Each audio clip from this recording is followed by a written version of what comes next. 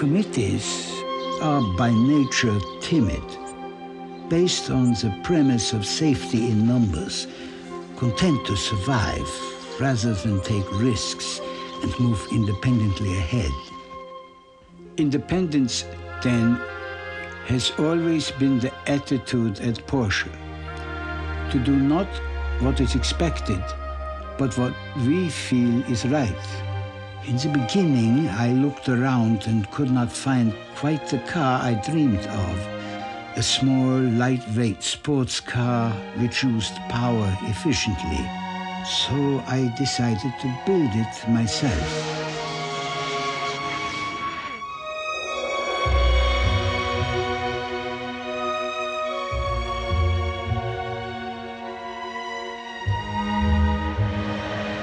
It is said, I believe, that so many creations today are just like all the rest.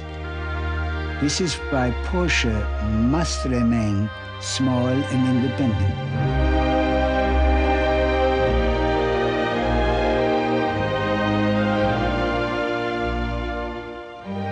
Without independence, without the freedom to try new ideas, the world will not move ahead, but live in fear of its own potential.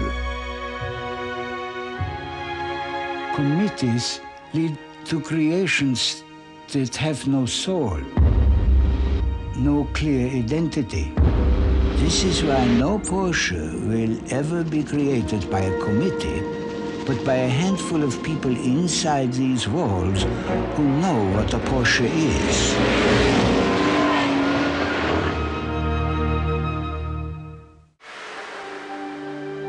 Time is one of the few things man cannot influence.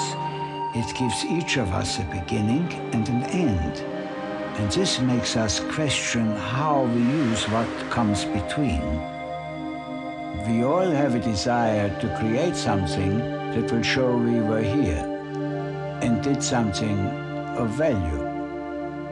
To create something timeless.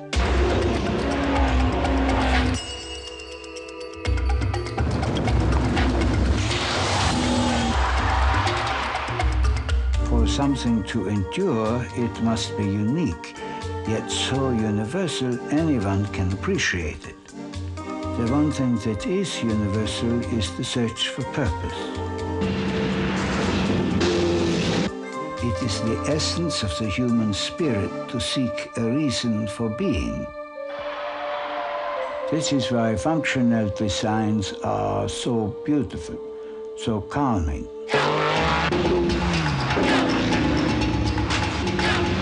Of course, timeless design is wasted if it cannot survive.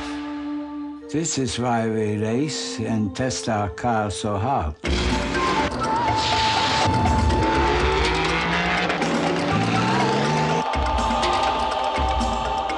Creating something that time cannot erode, something which ignores time, both physically and in concept, this is the ultimate victory. The first Porsche, built in 1948, is still with us. Still clearly the inspiration for everything we have done. It will live on in all our cars.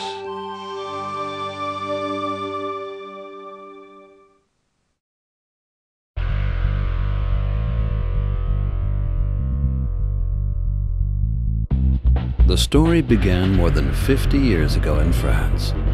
At the 1953 Paris Motor Show, Porsche premiered a sports car that created a sensation. A roadster weighing only 550 kilograms, or 1,213 pounds, with a specially developed 110 horsepower mid-engine configuration and aerodynamics that set the standard of that day. The model designation was 550. Only later was it to be dubbed the Spider. This Porsche was developed with one primary design objective: to win races, the major races of its day. Such as the Targa Florio on the Isle of Sicily. Here the 550A Spider scored its most impressive victory in 1956. despite the fact that the decision to enter this race had been made only 11 days earlier. Umberto Maglioli became the overall winner against seemingly invincible competition. The 24 Hours of Le Mans is arguably one of the most renowned events of its time. On its very first running in 1953, a pair of Porsche 550s scored a 1-2 class victory. The legendary Le Mans start, incidentally, is the reason why the Porsche ignited placement. But Porsche was unimpressed, fighting its way through to an outstanding third place, so the class victory was in the bag. Overnight, Porsche became famous in North America, and the 550 was awarded the legendary Spider Sobriquet, a name taken from the 19th century designation for a light two-seater coach. Today, the term Spider signifies dynamic roadsters with an especially sporting spirit.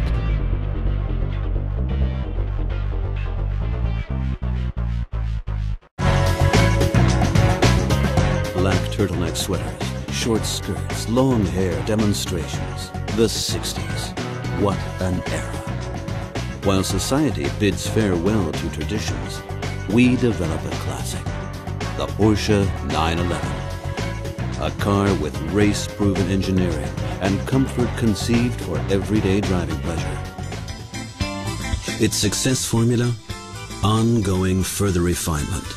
Although it was a fascinating car from the very start, the first 911 becomes a legend because it marks the beginning of the 911 evolution. The 70s arrive on the scene. The flower children are still there, but waning slowly. Porsche, on the other hand, is still growing strong. Freedom of thought and personal expression continue unabated among the engineers and the customers. Not with flower power, but engine power. The 911 finishes out front on all the classic tracks and lends racing a special flair.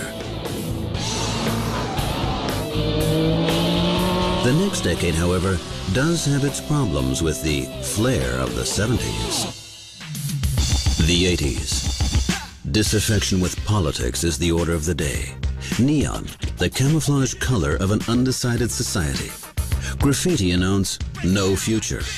But once again, Porsche goes against the tenor of the times and contradicts that no future verdict. Because in the 80s, Porsche introduces more innovations than ever before. Multiplicity instead of singularity.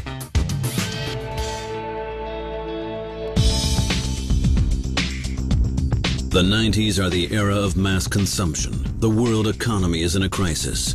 What counts from here on out is selling at any price. Everything has to be quickly consumable, new and fun.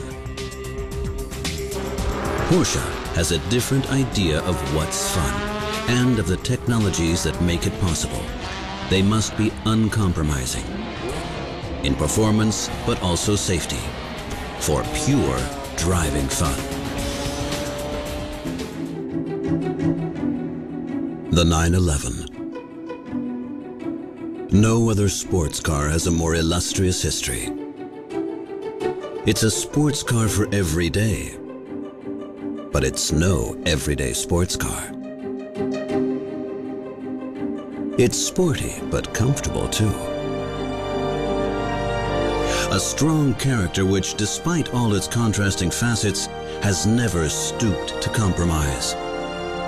Quite the contrary.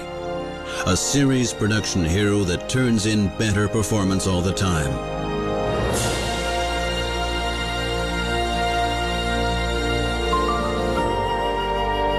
And somehow becomes more and more itself the older it gets.